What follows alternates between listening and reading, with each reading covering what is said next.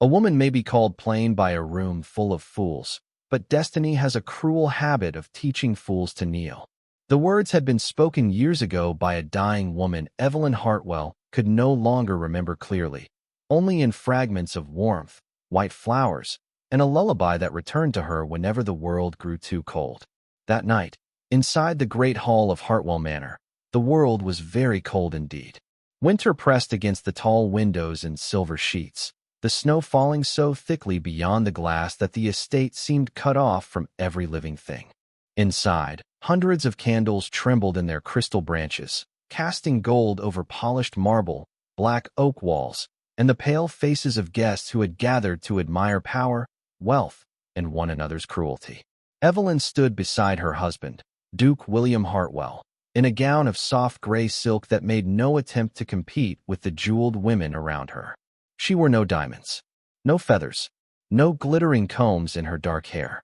She looked exactly as London had decided she was, modest, quiet, and forgettable. William did not look at her.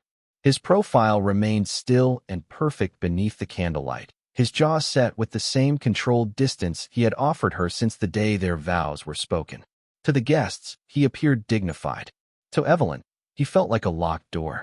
Lady Margaret Reed moved through the gathering like a blade wrapped in velvet, beautiful, bright, and sharpened by envy.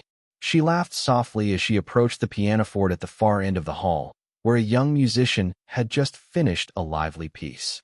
"Your Grace," she said, turning her smile toward William before letting it fall upon Evelyn. "Surely the Duchess will favor us with something. We have all wondered what hidden accomplishments Hartwell's new lady keeps so carefully concealed." A ripple of amusement moved through the room.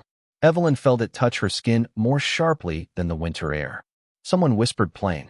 Someone else murmured poor thing. William's eyes shifted briefly toward her, not with protection, but with faint embarrassment, as though her silence were another flaw he had been forced to endure. "Lady Hartwell is not required to perform," he said, his voice cool enough to end the matter, yet not warm enough to save her from it. Margaret tilted her head. "Of course not. I only thought it might please the guests to discover whether modesty hides talent, or simply nothing at all." The words landed gently. That made them worse. Evelyn lowered her gaze. She could have refused. She could have retreated into the safety of humiliation, as she had done many times before. But something in the candlelight, in the snow, in the cruel patience of her husband's silence, opened a door inside her that had been sealed since childhood. She walked to the pianoforte, the room quieted with hungry expectation. Her gloved fingers hovered above the keys, trembling once before becoming still. She did not know the name of the melody that rose within her. She only knew it came with the scent of lilies, the warmth of arms around her, and a woman's voice whispering, "My little star, never forget who you are." Then Evelyn began to play. The first notes were soft, almost too delicate for the great hall, but they spread through the room like moonlight over frozen water. Conversation died. Fans stopped moving. Even the fire seemed to lower its voice. The melody was neither English nor fashionable, neither ballroom music nor parlor song. It carried an older sorrow, a royal grief, a lullaby meant for a cradle hidden behind palace walls. William turned fully toward her for the first time that evening. His expression changed not into affection, but into alarm. Across the room, an elderly ambassador from Valoria went deathly pale. The glass in his hand slipped from his fingers and broke softly against the carpeted floor. Evelyn played on, unaware of the tears standing in his eyes.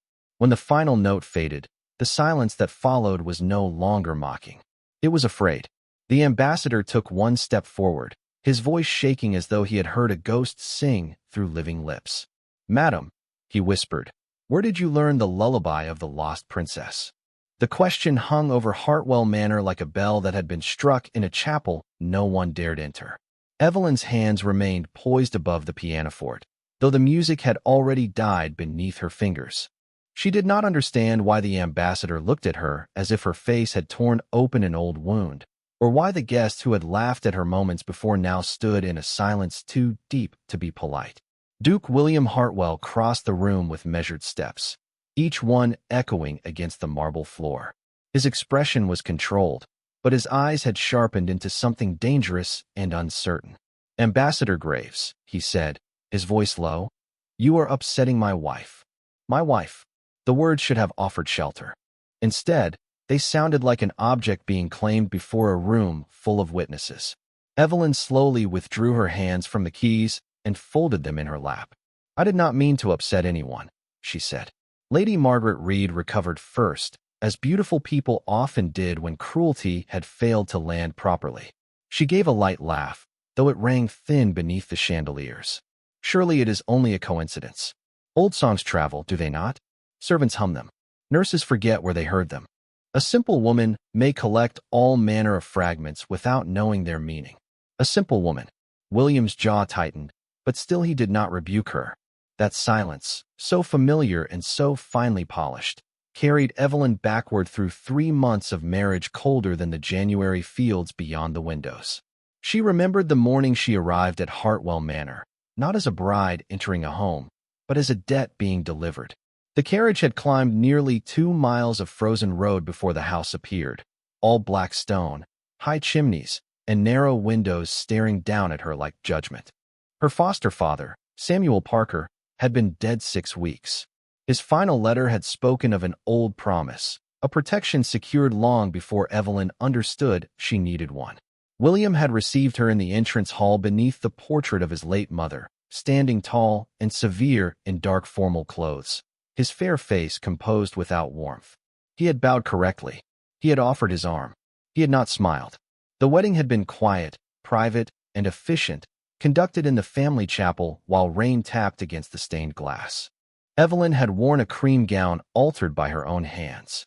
William had spoken his vows clearly, as if reading terms from a contract. At the wedding breakfast, Lady Margaret had watched from across the table with a smile sharp enough to cut ribbon. That evening, William had escorted Evelyn to the Duchess's apartments and paused at the threshold, one gloved hand resting on the brass handle. This marriage will require obedience, not affection, he had said. You will have comfort, status, and protection. I ask only that you do not mistake duty for tenderness. Evelyn had not cried. She had simply nodded, because dignity was sometimes the last roof left over a woman's head. From that day forward, she had learned the geography of loneliness. The east corridor where servants stopped speaking when she passed. The breakfast room where William read letters rather than look at her. The drawing room where visiting ladies measured her plain gowns, her quiet voice, her lack of fashionable brilliance, and found her wanting. She wrote household notes. She visited tenants. She mended torn curtains the maids were too busy to notice.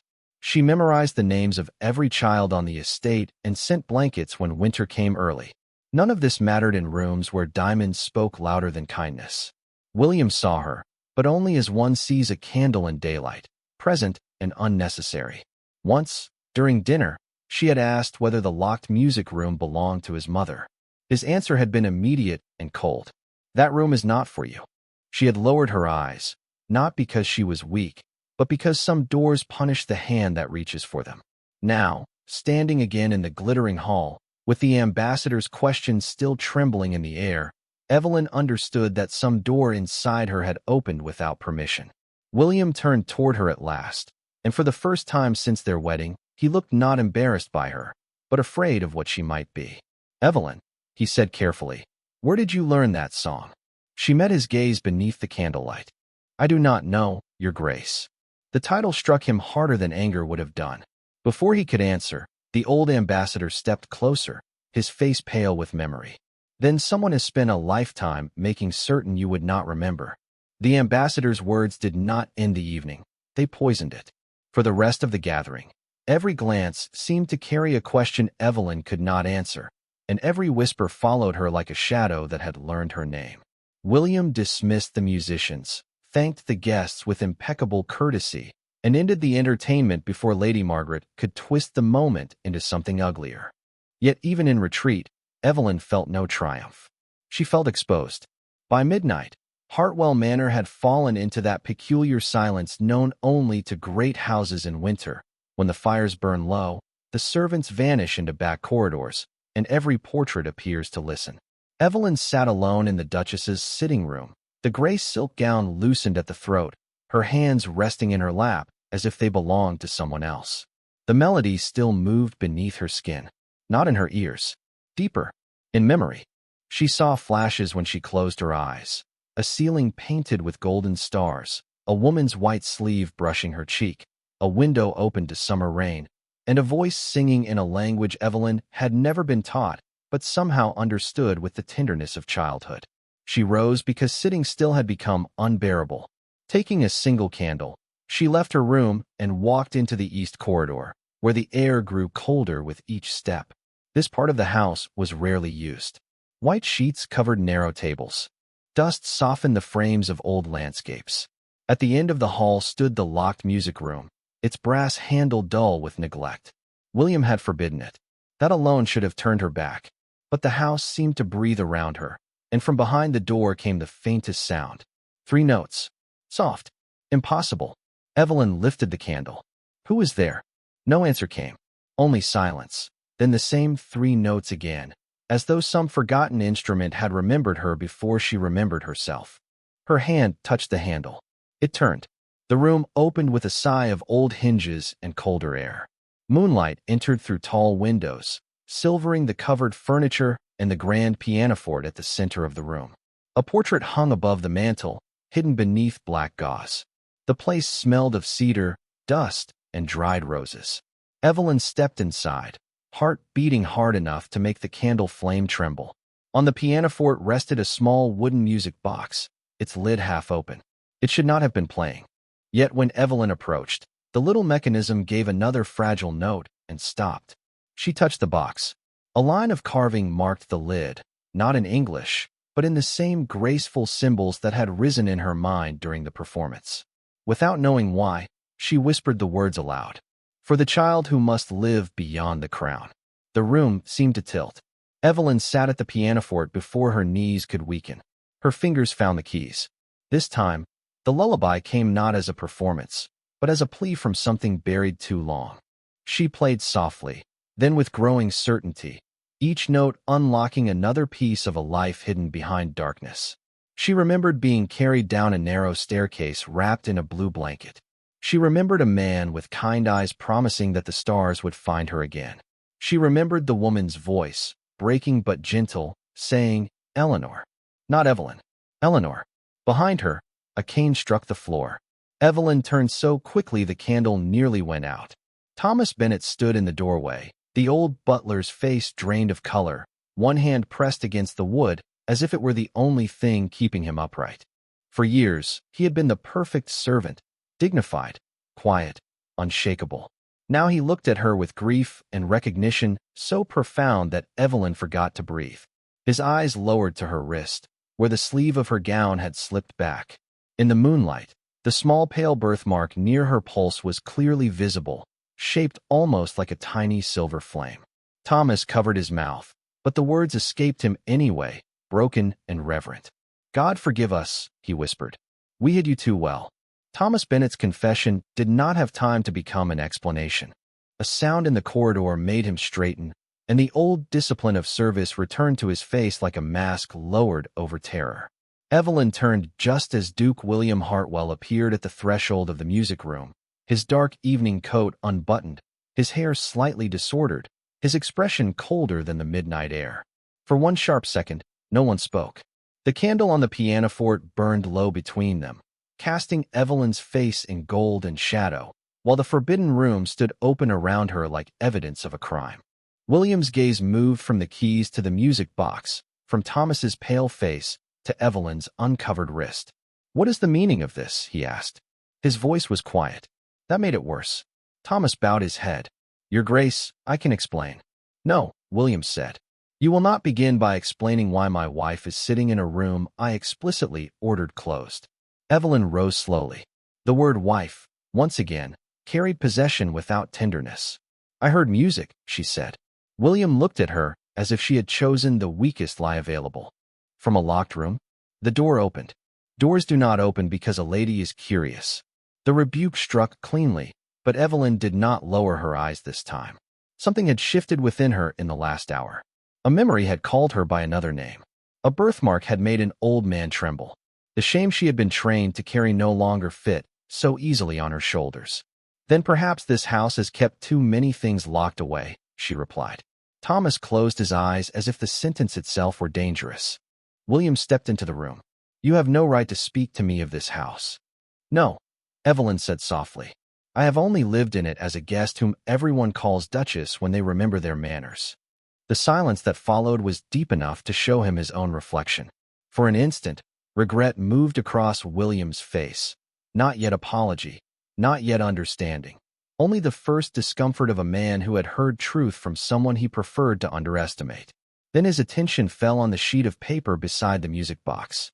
Evelyn had not realized she had written anything while she played.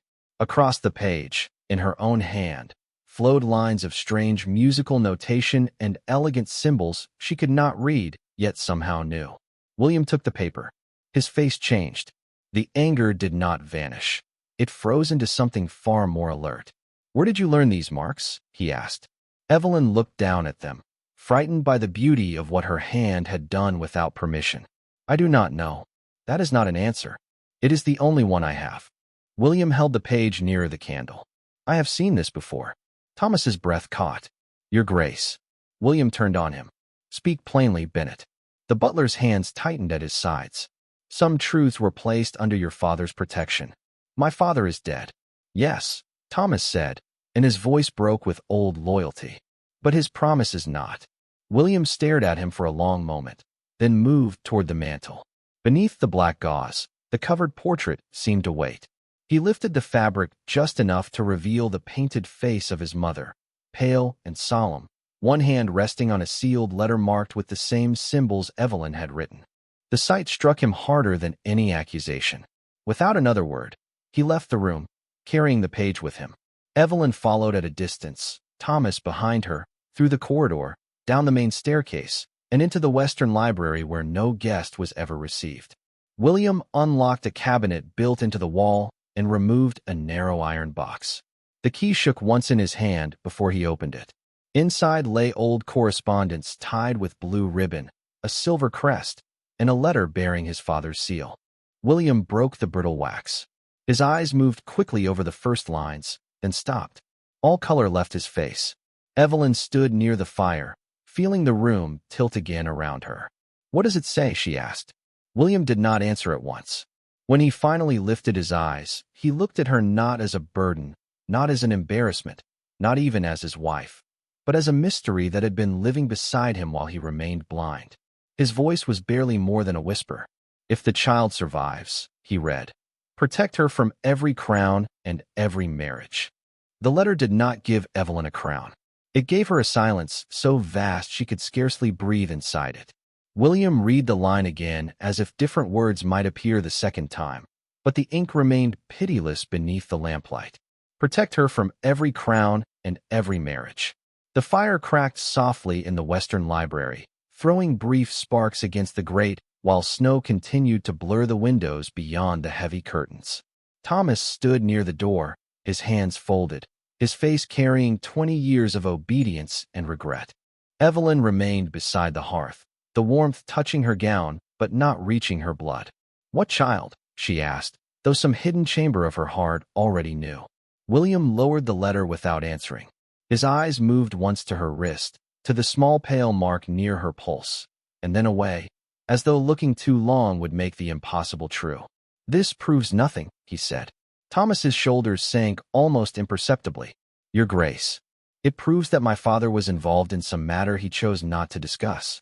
It does not prove that my wife is anyone other than Evelyn Parker." My wife.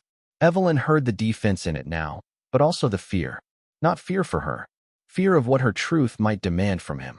Before Thomas could speak, the library door opened without permission. Lady Margaret Reed stood on the threshold in a robe of deep green velvet, her golden hair arranged as if she had not been sleeping at all. Her gaze touched the letter, the iron box, Thomas's pale face, and Evelyn's stillness. Nothing escaped her. "Forgive me," she said, though her smile asked for no forgiveness. "I saw lights beneath the door. After such a peculiar evening, I feared someone might be unwell." William folded the letter at once. "This is a private matter." "Of course." Margaret's eyes drifted to Evelyn. So many private matters seemed to gather around her Grace lately. Evelyn said nothing. She had learned that Margaret preferred a struggle. Denying her one was the only victory available. But Margaret had already seen enough. By morning, Hartwell Manor had changed its temperature. The rooms were warm, the fires bright, the breakfast silver polished to a mirror shine. Yet a colder thing moved from servant to servant, guest to guest, teacup to folded newspaper. The Duchess had been found in the locked music room. The Duchess had written foreign symbols. The Duchess had bewitched an old ambassador with a nursery song. No one said these things loudly. They did not need to. Whispers are most powerful when they pretend to be concerned. Evelyn dressed in a dark blue gown and went about her duties with quiet precision. She approved the kitchen accounts, sent extra coal to 3 tenant cottages, and wrote a note of thanks to the musicians dismissed the night before. Her hands did not tremble. That seemed to anger the house more than tears would have done. Near noon, Lady Margaret came to Evelyn's sitting room carrying a small ivory box. "A maid found this among your things," she announced, ensuring her voice carried to the open door where 2 footmen stood nearby. Evelyn turned from her writing desk. The box belonged to the late Duchess Hartwell. Everyone in the house knew it. Margaret opened it with theatrical regret. Inside lay a piece of faded blue silk embroidered with a silver crown. Evelyn rose so quickly her chair brushed the carpet. It was the only relic from her childhood, kept hidden beneath the lining of her traveling trunk, the one thing Samuel Parker had told her never to lose. "That is mine," she said. Margaret's brows lifted. The box or the royal trinket inside it? William appeared in the doorway, drawn by the tension. His gaze fell on the silk, then on Evelyn. She saw the instant doubt entered him. Not certainty, doubt. But doubt was enough to wound where trust should have stood. "Evelyn," he said carefully, "how did that come to be in my mother's box?" "It was placed there." Margaret gave a sorrowful sigh. How painful. First a forbidden room, then strange markings. Now an heirloom hidden among Hartwell jewels. One hardly knows what to believe. The gathered servants lowered their eyes. Evelyn looked only at William. He was silent. The same silence as the dinner parties. The same silence as the first night. The same silence that had taught her she was alone even beside her husband. Something within her settled, not with peace, but with dignity sharpened by pain. She walked to Margaret, took the faded silk from the box, and held it against her heart. "I have been poor," she said, her voice soft enough that everyone leaned in to hear it. "But I have never been small." Then she turned back to William, and the room seemed to understand before he did that the accusation had failed to break her. It had only revealed the emptiness of his protection. The room did not burst into chaos after Evelyn spoke. Hartwell Manor was too well trained for that. Its cruelty wore gloves. Its disbelief lowered its eyes. Its judgment moved in whispers behind polished doors. Lady Margaret closed the ivory box with a delicate click, as though she had merely concluded a disappointing game. William stood in the doorway, the accusation still hanging between him and his wife. And for one fleeting moment Evelyn saw the man beneath the Duke, uncertain, ashamed, and too proud to step forward before pride had measured the cost. She gave him no more of her gaze. By late afternoon, snow had thickened across the estate until the fields vanished into a white hush, and the long drive disappeared beneath nearly 8 inches of winter. No carriage could safely leave. No messenger could easily arrive. The house was trapped with its own secrets. Ambassador Graves requested an audience before dinner, and William, unable to refuse without appearing discourteous, received him in the smaller drawing room where Evelyn sat beside the fire with the faded blue silk folded in her hands. Thomas Bennet remained near the wall, pale but resolute. Margaret arrived without invitation, claiming concern, and William did not send her away quickly enough. That, too, Evelyn noticed. The ambassador bowed to her with a reverence that made the room uncomfortable. "Your Grace," he said, then stopped, as if the title were suddenly too small. "I have sent inquiries to my embassy, but there are some proofs that no embassy can provide better than memory." Margaret smiled. "Memory is a charming witness, Ambassador, but rarely a reliable one." Graves looked at her with the tired patience of an old man who had survived too many elegant fools. "Then let us ask music." A hush settled. Evelyn's fingers tightened around the silk. William turned toward the pianoforte in the corner, smaller than the one in the great hall, its black surface reflecting the fire in broken strips of gold. "No," he said quietly. Evelyn looked at him. "No." His jaw flexed. You have already been made a spectacle once. The words were protective at last, but they came too late and wore the wrong shape. Evelyn rose. I was made a spectacle because you allowed others to define me. I will not remain silent to preserve the comfort of those who doubted me. William had no answer. She crossed to the pianoforte. This time, her hands did not tremble. Graves stood near enough to hear every breath. Thomas lowered his head before a single note had been played.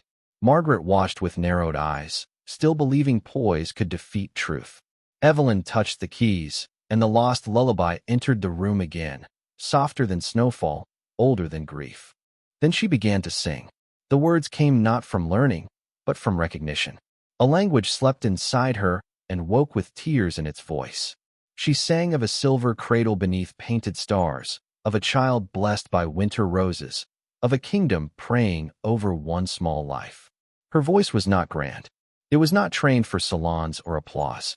It was intimate, almost private, as if she were singing to someone she had loved before memory was taken from her.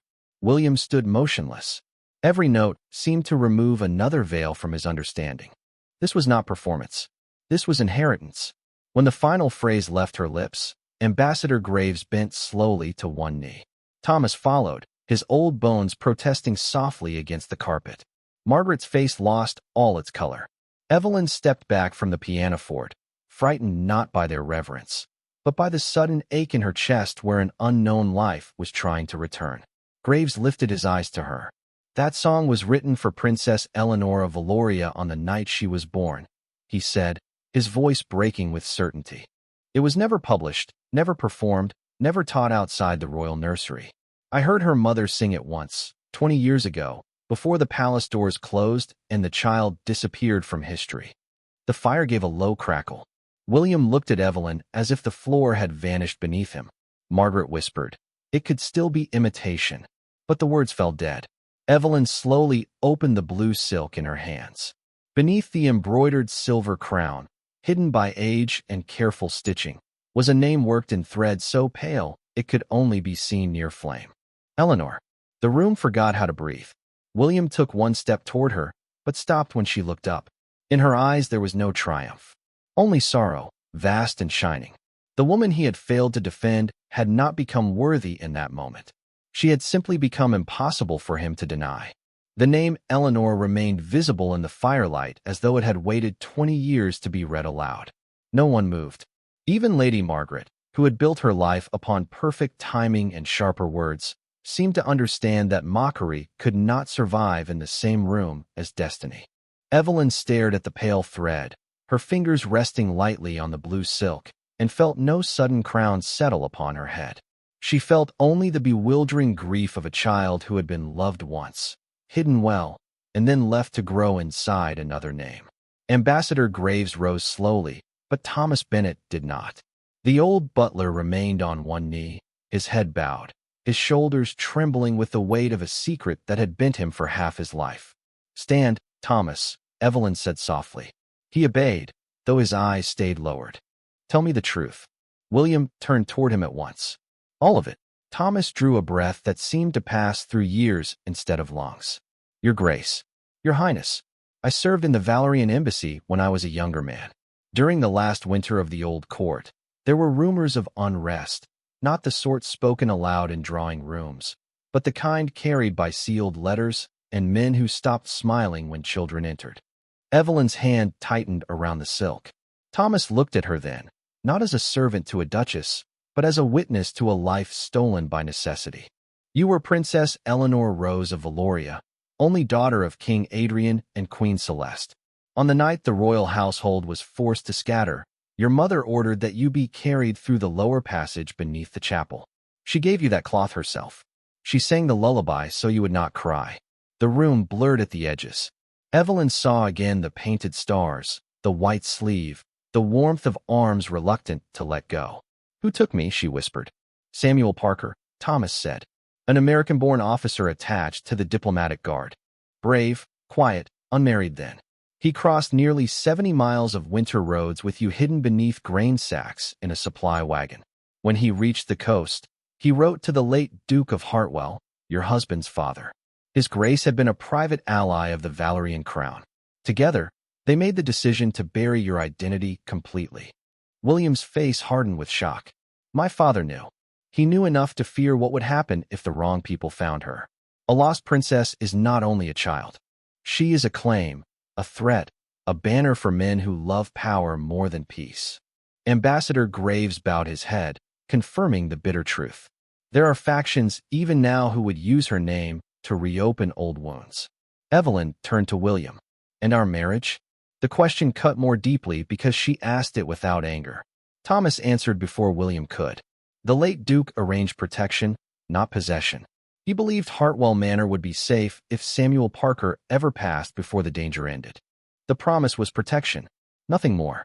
William looked as if those two words had struck him in the chest. Nothing more. His father had offered shelter. William had offered distance. His father had guarded a hidden princess. William had judged a lonely woman by the simplicity of her gowns. Lady Margaret stepped back toward the door, but William's voice stopped her. You will remain until I say otherwise. She froze, her pride flaring. You cannot seriously believe this theatrical tale. Evelyn turned to her then, calm as falling snow. You placed my cloth in the Duchess's box. Margaret's lips parted. I did no such thing. You did, Evelyn said. But you were mistaken about what it would prove. You thought it would make me look like a thief. Instead, you returned the only piece of my beginning to the light. For once, Margaret had no answer. William took a step toward Evelyn. Evelyn, he began. She looked at him, and the name faltered between them. Evelyn had been the name of survival. Eleanor had been the name of birth. Neither name could soften what he had failed to be. Do not apologize because I am a princess, she said. Her voice remained gentle, which made the sentence unforgiving. If regret has found you only after rank did, then it is not regret. It is embarrassment. William went still. Thomas closed his eyes. The fire burned low. Slowly, Evelyn removed the wedding ring from her finger. She did not throw it. She did not weep over it. She placed it on the table beside the royal cloth with the care one gives to something that once promised shelter and delivered loneliness. Your father gave me protection, she said. Samuel Parker gave me a life. This house gave me a name. But you, William, gave me shame. The silence after that was not empty. It was full of everything he had lost before he understood it was precious. Evelyn left Hartwell Manor before dawn, not in anger, but in a quiet that wounded the house more deeply than any raised voice could have done. The snow had stopped sometime after midnight, leaving the world pale and still beneath a sky the color of pewter. Ambassador Graves arranged for his own carriage to take her to the Valerian Embassy in Washington Square, nearly 30 miles away, where official witnesses could examine the cloth, the letters, the birthmark, and the testimony that had slept too long beneath Hartwell's roof. William watched from the entrance hall as Thomas wrapped a dark cloak around her shoulders. No jewels, no triumph, no crown. Only the blue silk folded inside her gloved hands, and the wedding ring left behind on the library table. The roads are not fully cleared, William said, because it was easier to speak of weather than remorse. Evelyn paused beneath the great chandelier, its crystals dim in the morning light. Then I will travel carefully. He wanted to say her name, but he no longer knew which one he had the right to use. Evelyn was the woman he had married and failed. Eleanor was the child his father had sworn to protect. Both looked at him from the same tired eyes. May I accompany you? He asked. She studied him for a long moment. No, Your Grace. Not today.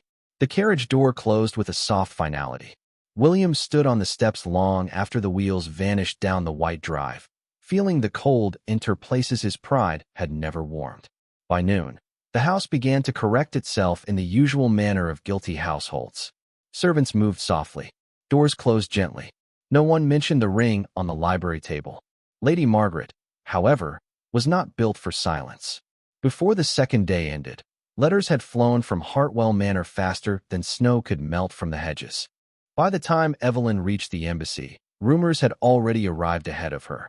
The Duchess was an impostor, the ambassador had been deceived, the royal cloth was a sentimental fraud, and William Hartwell's unfortunate wife had staged a performance to escape a marriage beneath her ambitions.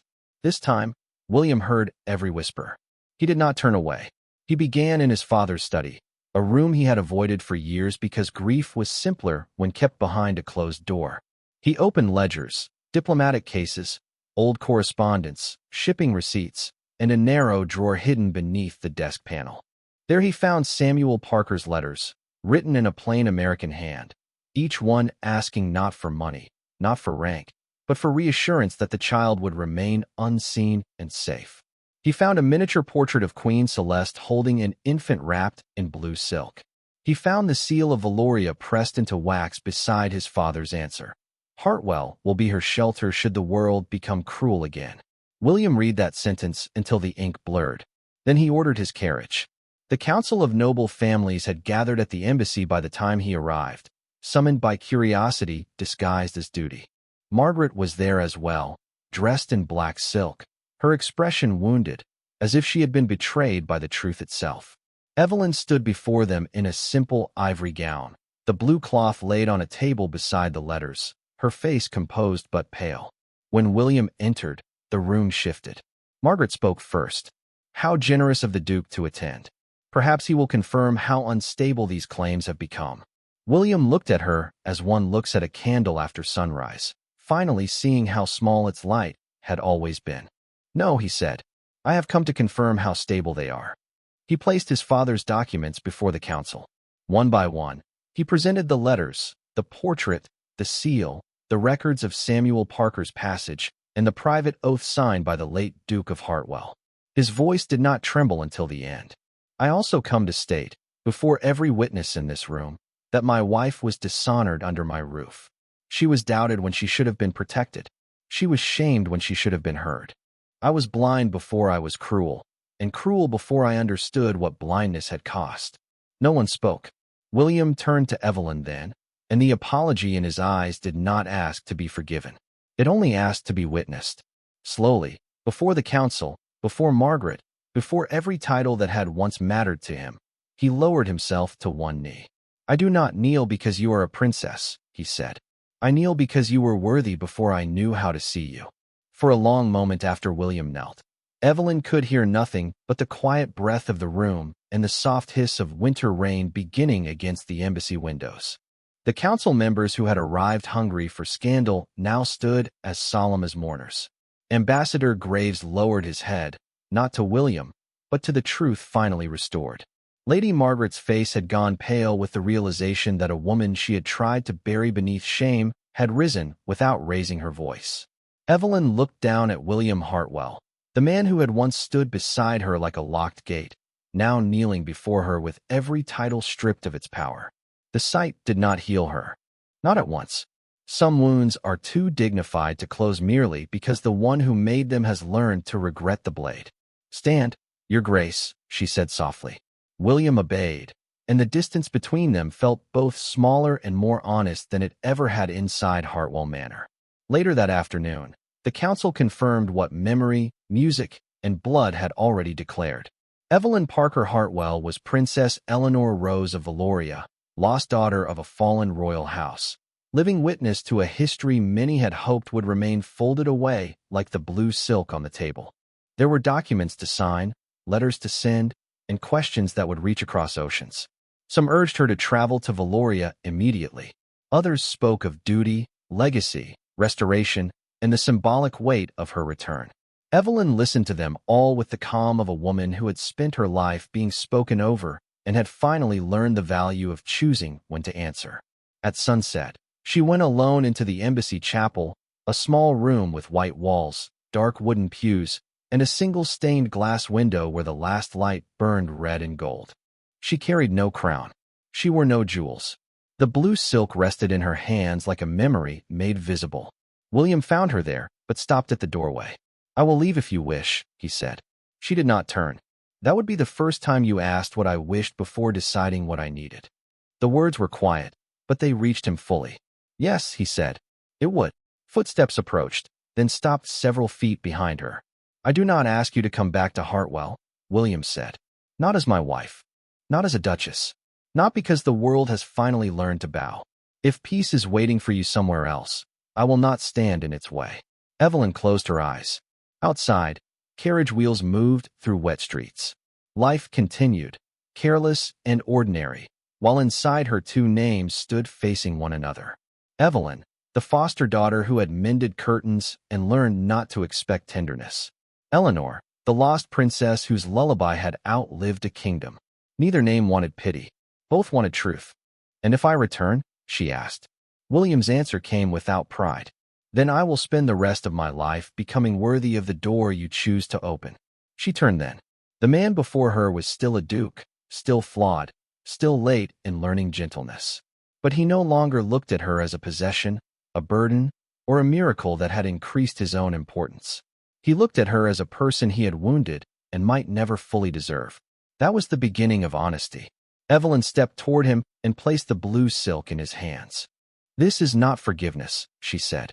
His fingers closed around it carefully. "I know. It is trust lent for one day. Then I will earn tomorrow when it comes." Months passed before Evelyn returned to Hartwell Manor. When she did, it was not through the side entrance of silence, but through the front doors and morning light. The music room was opened. The servants were told her story without whispers. Lady Margaret was received nowhere that kindness was valued. William never again allowed a room to shame his wife while he stood silent. Some evenings, Evelyn played the Valerian lullaby as snow gathered along the windows, and William listened from across the room, not as a man admiring a crown, but as one grateful to be allowed near a heart he had once failed to see. A woman does not become worthy when the world discovers her crown. She was worthy long before anyone learned to kneel.